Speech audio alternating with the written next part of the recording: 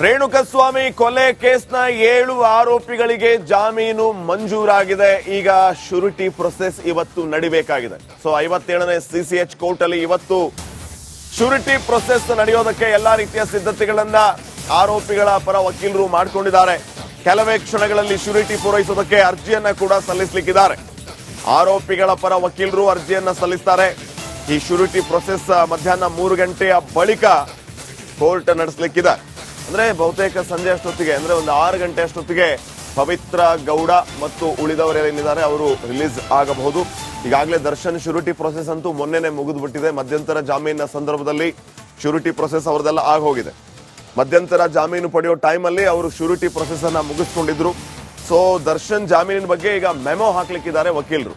So ಈ ರೀತಿ ಸಿದ್ಧತೆಯನ್ನ ಮಾಡ್ಕೊಂಡಿದ್ದಾರೆ ಈ ಎಲ್ಲ ಆರೋಪಿಗಳ ಪರ ವಕೀಲರು. ಸೊ ಸದ್ಯಕ್ಕೆ ಮೆಮೊ ಸಲ್ಲಿಸುವ ಉದ್ದೇಶ ಏನಂತಂದ್ರೆ ಮೊನ್ನೆ ಮಧ್ಯಂತರ ಜಾಮೀನು ಮಂಜೂರಾದಂತಹ ಸಂದರ್ಭದಲ್ಲಿ ಶ್ಯೂರಿಟಿ ಪ್ರಕ್ರಿಯೆಯನ್ನ ಈಗಾಗಲೇ ದರ್ಶನ್ ಪರ ವಕೀಲರು ಮುಗಿಸಿದ್ರು.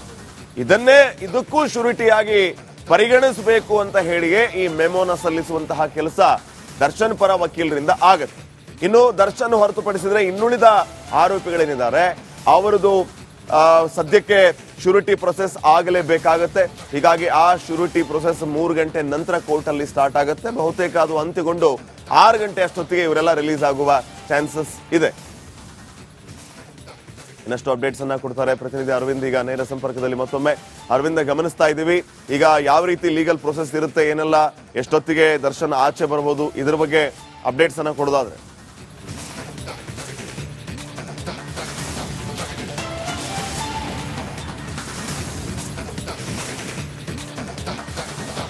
ದರ್ಶನ್ ಹಾಗೂ ಇನ್ನುಳಿದಂತಹ ಆರೋಪಿಗಳಿಗೆ ಕಳೆದ ಶುಕ್ರವಾರ ರೆಗ್ಯುಲರ್ ಬೇಲ್ ಮಂಜೂರಾಗಿತ್ತು. ಈ ಹಿಂದೆ ದರ್ಶನ್ ಅವರಿಗೆ ಒಂದು ಮಧ್ಯಂತರ ಜಾಮೀನು ಕೂಡ ನೀಡಲಾಗಿತ್ತು. ಈಗ ಹೈಕೋರ್ಟ್ ಕೂಡ ಕೆಲವು ಷರತ್ತುಗಳನ್ನ ವಿಧಿಸಿ ಈ ಒಂದು ಬೇಲ್ನ ಮಂಜೂರು ಮಾಡಿರುವಂಥದ್ದು. ಅಂದರೆ ಬೆಂಗಳೂರನ್ನ ಬಿಟ್ಟು ಬೇರೆ ಕಡೆಗೆ ತೆರಳುವಂತಿಲ್ಲ, ಹಾಗೆ ಇಬ್ಬರ ಶ್ಯೂರಿಟಿಯನ್ನು ಕೊಡುವಂಥದ್ದಾಗಿರ್ಬೋದು, 2 ಲಕ್ಷ ರೂಪಾಯಿ ಬಾಂಡ್ ಆಗಿರ್ಬೋದು, ಈ ರೀತಿಯಾಗಿ ಹಲವು ಷರತ್ತುಗಳನ್ನ ವಿಧಿಸಿ ಆ ಒಂದು ಬೇಲ್ ಪ್ರಕ್ರಿಯೆಯನ್ನು ಮಾಡಲಾಗುತ್ತದೆ. ಇನ್ನು ಆಸ್ಪತ್ರೆಯಲ್ಲಿ ದರ್ಶನ್ ಅವರು ಇರುವಂಥದ್ದು. ಇನ್ನುಳಿದಂಥ ಆರೋಪಿಗಳಿಗೆ ಇವತ್ತು ಅಂದರೆ ಈ ಬೇಲ್ ಶ್ಯೂರಿಟಿ ಪ್ರೊಸೀಜರ್ ಮುಗಿದ ನಂತರ ಆ ಬೇಲ್ ಕಾಪಿ ಏನಿರುತ್ತೆ ಅದು ಜೈಲಾಧಿಕಾರಿಗಳಿಗೆ ಹೋಗಿ ತಲುಪಿದ ನಂತರ ಅವರ ಬಿಡುಗಡೆ ಆಗುವಂಥ ಸಾಧ್ಯತೆ ಇರುವಂಥದ್ದು.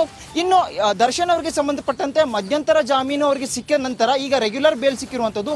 ಆ ಬೇಲ್ ಕಾಪಿ ಸಿಕ್ಕ ನಂತರ ಇವರು ಡಿಸ್ಚಾರ್ಜ್ ಮಾಡಿಕೊಂಡು ಒಂದು ಮನೆಯಿಂದನೇ ಫಿಸಿಯೋಥೆರಪಿ ಮುಖಾಂತರ ಚಿಕಿತ್ಸೆ ಪಡೆದು ಆ ಒಂದು ವೈದ್ಯರ ಜೊತೆ ಸಮಾಲೋಚನೆ ನಡೆಸಿ ಒಂದು ಸರ್ಜರಿ ಅವಶ್ಯಕತೆ ಇಲ್ಲ ಅನ್ನೋದೇ ಆದಲ್ಲಿ ಅವರು ಮನೆಯಿಂದನೇ ಚಿಕಿತ್ಸೆ ಪಡ್ಕೊಳ್ತೀನಿ ಅಂತ ಡಿಸ್ಚಾರ್ಜ್ ಮೊರೆ ಹೋಗುವಂಥ ಸಾಧ್ಯತೆ ಕೂಡ ಇದೆ. Shripad, okay, thank you Arvind ಮಾಹಿತಿಗಾಗಿ.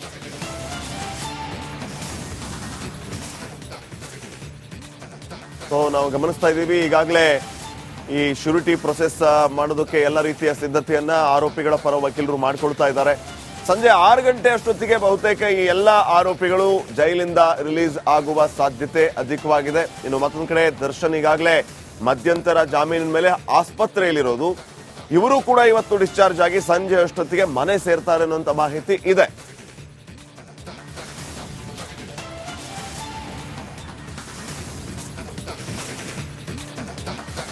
ರೇಣುಕಸ್ವಾಮಿ ಕೊಲೆ ಕೇಸ್ನ 7 ಆರೋಪಿಗಳಿಗೆ ಜಾಮೀನು ಮಂಜೂರಾಗಿದೆ. ಈಗ ಶ್ಯೂರಿಟಿ ಪ್ರೊಸೆಸ್ ಇವತ್ತು ನಡಿಬೇಕಾಗಿದೆ. ಸೊ 57ನೇ ಸಿಸಿಎಚ್ ಕೋರ್ಟ್ ಅಲ್ಲಿ ಇವತ್ತು ಶ್ಯೂರಿಟಿ ಪ್ರೊಸೆಸ್ ನಡೆಯೋದಕ್ಕೆ ಎಲ್ಲಾ ರೀತಿಯ ಸಿದ್ಧತೆಗಳನ್ನ ಆರೋಪಿಗಳ ಪರ ವಕೀಲರು ಮಾಡಿಕೊಂಡಿದ್ದಾರೆ. ಕೆಲವೇ ಕ್ಷಣಗಳಲ್ಲಿ ಶ್ಯೂರಿಟಿ ಪೂರೈಸೋದಕ್ಕೆ ಅರ್ಜಿಯನ್ನ ಕೂಡ ಸಲ್ಲಿಸಲಿಕ್ಕಿದ್ದಾರೆ. ಆರೋಪಿಗಳ ಪರ ವಕೀಲರು ಅರ್ಜಿಯನ್ನ ಸಲ್ಲಿಸ್ತಾರೆ. ಈ ಶ್ಯೂರಿಟಿ ಪ್ರೊಸೆಸ್ ಮಧ್ಯಾಹ್ನ 3 ಗಂಟೆಯ ಬಳಿಕ ಕೋರ್ಟ್ ನಡೆಸಲಿಕ್ಕಿದೆ. ಅಂದ್ರೆ ಬಹುತೇಕ ಸಂಜೆ ಅಷ್ಟೊತ್ತಿಗೆ ಅಂದ್ರೆ ಒಂದು 6 ಗಂಟೆ ಅಷ್ಟೊತ್ತಿಗೆ ಪವಿತ್ರ ಗೌಡ ಮತ್ತು ಉಳಿದವರೇನಿದ್ದಾರೆ ಅವರು ರಿಲೀಸ್ ಆಗಬಹುದು. ಈಗಾಗಲೇ ದರ್ಶನ್ ಶ್ಯೂರಿಟಿ ಪ್ರೊಸೆಸ್ ಅಂತೂ ಮೊನ್ನೆನೆ ಮುಗಿದ್ಬಿಟ್ಟಿದೆ. ಮಧ್ಯಂತರ ಜಾಮೀನಿನ ಸಂದರ್ಭದಲ್ಲಿ ಶ್ಯೂರಿಟಿ ಪ್ರೊಸೆಸ್ ಅವರದೆಲ್ಲ ಆಗೋಗಿದೆ. ಮಧ್ಯಂತರ ಜಾಮೀನು ಪಡೆಯೋ ಟೈಮ್ ಅಲ್ಲಿ ಅವರು ಶ್ಯೂರಿಟಿ ಪ್ರೊಸೆಸ್ ಅನ್ನ ಮುಗಿಸ್ಕೊಂಡಿದ್ರು. ಸೊ ದರ್ಶನ್ ಜಾಮೀನಿನ ಬಗ್ಗೆ ಈಗ ಮೆಮೊ ಹಾಕ್ಲಿಕ್ಕಿದ್ದಾರೆ ವಕೀಲರು. ಸೊ ಈ ರೀತಿ ಸಿದ್ಧತೆಯನ್ನ ಮಾಡ್ಕೊಂಡಿದ್ದಾರೆ ಈ ಎಲ್ಲ ಆರೋಪಿಗಳ ಪರ ವಕೀಲರು. ಸೊ ಸದ್ಯಕ್ಕೆ ಮೆಮೊ ಸಲ್ಲಿಸುವ ಉದ್ದೇಶ ಏನಂತಂದ್ರೆ ಮೊನ್ನೆ ಮಧ್ಯಂತರ ಜಾಮೀನು ಮಂಜೂರಾದಂತಹ ಸಂದರ್ಭದಲ್ಲಿ ಶ್ಯೂರಿಟಿ ಪ್ರಕ್ರಿಯೆಯನ್ನ ಈಗಾಗಲೇ ದರ್ಶನ್ ಪರ ವಕೀಲರು ಮುಗಿಸಿದ್ರು. ಇದಕ್ಕೂ ಶ್ಯೂರಿಟಿಯಾಗಿ ಪರಿಗಣಿಸಬೇಕು ಅಂತ ಹೇಳಿಯೇ ಈ ಮೆಮೊನ ಸಲ್ಲಿಸುವಂತಹ ಕೆಲಸ ದರ್ಶನ್ ಪರ ವಕೀಲರಿಂದ ಆಗತ್ತೆ. ಇನ್ನು ದರ್ಶನ್ ಹೊರತುಪಡಿಸಿದ್ರೆ ಇನ್ನುಳಿದ ಆರೋಪಿಗಳೇನಿದ್ದಾರೆ ಅವರದು ಸದ್ಯಕ್ಕೆ ಶ್ಯೂರಿಟಿ ಪ್ರೊಸೆಸ್ ಆಗಲೇಬೇಕಾಗತ್ತೆ. ಹೀಗಾಗಿ ಆ ಶ್ಯೂರಿಟಿ ಪ್ರೊಸೆಸ್ 3 ಗಂಟೆ ನಂತರ ಕೋರ್ಟ್ ಅಲ್ಲಿ ಸ್ಟಾರ್ಟ್ ಆಗುತ್ತೆ. ಬಹುತೇಕ ಅದು ಅಂತ್ಯಗೊಂಡು 6 ಗಂಟೆ ಅಷ್ಟೊತ್ತಿಗೆ ಇವರೆಲ್ಲ ರಿಲೀಸ್ ಆಗುವ ಚಾನ್ಸಸ್ ಇದೆ. ಇನ್ನಷ್ಟು ಅಪ್ಡೇಟ್ಸ್ ಅನ್ನ ಕೊಡ್ತಾರೆ ಪ್ರತಿನಿಧಿ ಅರವಿಂದ್. ಈಗ ನೇರ ಸಂಪರ್ಕದಲ್ಲಿ ಮತ್ತೊಮ್ಮೆ ಅರವಿಂದ್, ಗಮನಿಸ್ತಾ ಇದ್ದೀವಿ ಈಗ ಯಾವ ರೀತಿ ಲೀಗಲ್ ಪ್ರೊಸೆಸ್ ಇರುತ್ತೆ, ಏನೆಲ್ಲ ಎಷ್ಟೊತ್ತಿಗೆ ದರ್ಶನ್ ಆಚೆ ಬರಬಹುದು, ಇದ್ರ ಬಗ್ಗೆ ಅಪ್ಡೇಟ್ಸ್ ಅನ್ನ ಕೊಡೋದಾದ್ರೆ.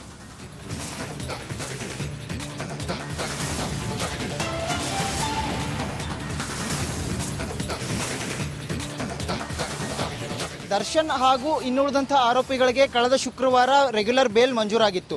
ಈ ಹಿಂದೆ ದರ್ಶನ್ ಅವರಿಗೆ ಒಂದು ಮಧ್ಯಂತರ ಜಾಮೀನು ಕೂಡ ನೀಡಲಾಗಿತ್ತು. ಈಗ ಹೈಕೋರ್ಟ್ ಕೂಡ ಕೆಲವು ಷರತ್ತುಗಳನ್ನ ವಿಧಿಸಿ ಈ ಒಂದು ಬೇಲ್ನ ಮಂಜೂರು ಮಾಡಿರುವಂಥದ್ದು. ಅಂದರೆ ಬೆಂಗಳೂರನ್ನ ಬಿಟ್ಟು ಬೇರೆ ಕಡೆಗೆ ತೆರಳುವಂತಿಲ್ಲ, ಹಾಗೆ ಇಬ್ಬರ ಶ್ಯೂರಿಟಿಯನ್ನು ಕೊಡುವಂಥದ್ದಾಗಿರ್ಬೋದು, 2 ಲಕ್ಷ ರೂಪಾಯಿ ಬಾಂಡ್ ಆಗಿರ್ಬೋದು, ಈ ರೀತಿಯಾಗಿ ಹಲವು ಷರತ್ತುಗಳನ್ನ ವಿಧಿಸಿ ಆ ಒಂದು ಬೇಲ್ ಪ್ರಕ್ರಿಯೆಯನ್ನು ಮಾಡಲಾಗುತ್ತದೆ.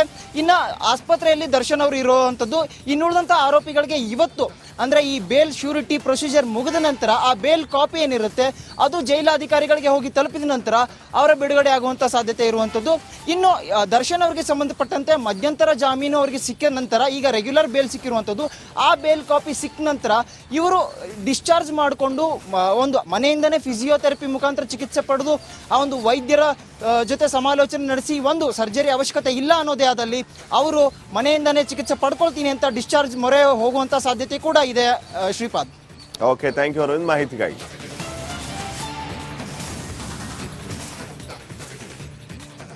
ಸೊ ನಾವು ಗಮನಿಸ್ತಾ ಇದ್ದೀವಿ ಈಗಾಗಲೇ ಈ ಶ್ಯೂರಿಟಿ ಪ್ರೊಸೆಸ್ ಮಾಡೋದಕ್ಕೆ ಎಲ್ಲ ರೀತಿಯ ಸಿದ್ಧತೆಯನ್ನ ಆರೋಪಿಗಳ ಪರ ವಕೀಲರು ಮಾಡ್ಕೊಳ್ತಾ ಇದ್ದಾರೆ.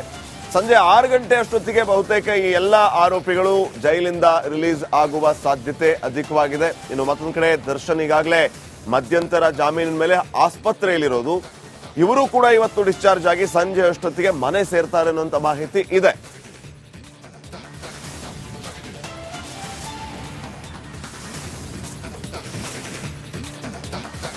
ರೇಣುಕಸ್ವಾಮಿ ಕೊಲೆ ಕೇಸ್ನ 7 ಆರೋಪಿಗಳಿಗೆ ಜಾಮೀನು ಮಂಜೂರಾಗಿದೆ. ಈಗ ಶ್ಯೂರಿಟಿ ಪ್ರೊಸೆಸ್ ಇವತ್ತು ನಡಿಬೇಕಾಗಿದೆ. ಸೊ 57ನೇ ಸಿಸಿಎಚ್ ಕೋರ್ಟ್ ಅಲ್ಲಿ ಇವತ್ತು ಶ್ಯೂರಿಟಿ ಪ್ರೊಸೆಸ್ ನಡೆಯೋದಕ್ಕೆ ಎಲ್ಲಾ ರೀತಿಯ ಸಿದ್ಧತೆಗಳನ್ನ ಆರೋಪಿಗಳ ಪರ ವಕೀಲರು ಮಾಡಿಕೊಂಡಿದ್ದಾರೆ.